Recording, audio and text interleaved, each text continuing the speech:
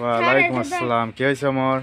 Sir এই যে আমরা দুইজন নতুন ক্যালকুলেটর কিনছি স্যার, অন করছি বন্ধ করতে পারতেছি না। কি বলো? তাহলে তো সমস্যা, বন্ধ করতে পারতেছো না? না স্যার। এটা তো খুবই সহজ বিষয়, বাট তোমরা পারতেছো না না? না। আচ্ছা দেখো, এই যে ক্যালকুলেটারে অফ বাটন কোথায় আছে? এই যে এসি এর উপরে অফ লেখা আছে, তাই না? জি। তাহলে এটা তুমি এখানে অফ দেখছো, বাট চাপতেছো কিন্তু বন্ধ হচ্ছে না, তাই না? এই যে সারাদিন চাপলেও বন্ধ হবে না। তাহলে এখানে সহজ একটা উপায় আছে, সিস্টেম আছে, যেটা তুমি জানলে কিন্তু সহজে বন্ধ করতে পারছো, এটা তুমি জানো না। তাহলে কি করা লাগবে দেখো, খেয়াল করো। এই যে এসি আছে, এসির উপরে দেখো হলুদ কালারে অফ লেখা আছে, তাই না? জি।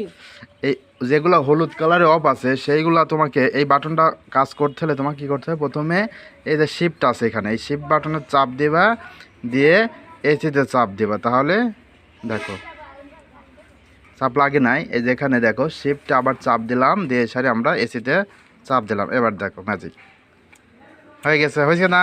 জি হয়েছে স্যার। তাহলে এটা কি সহজ, কিন্তু তুমি না জানার কারণে পারো নাই। তাহলে তোমাকে কি করতে হবে? যদি সহজ বিষয়, যে কোনো সহজ বিষয় তুমি যদি জানো তাহলে খুব সহজেই পারবে, কিন্তু না জানলে সেটা কি কঠিন হয়ে যাবে। ঠিক তেমনই তোমরা যে পরীক্ষা দিয়ে বলো স্যার পরীক্ষা ভালো হয় নাই, কেন ভালো হয় না বলো তো?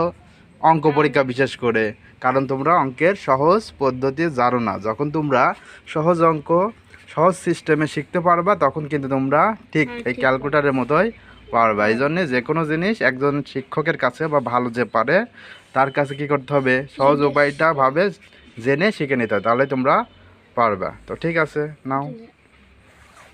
এখন তোমরা খুশি তো? শিখছো কীভাবে বন্ধ করতে হয়? ওকে।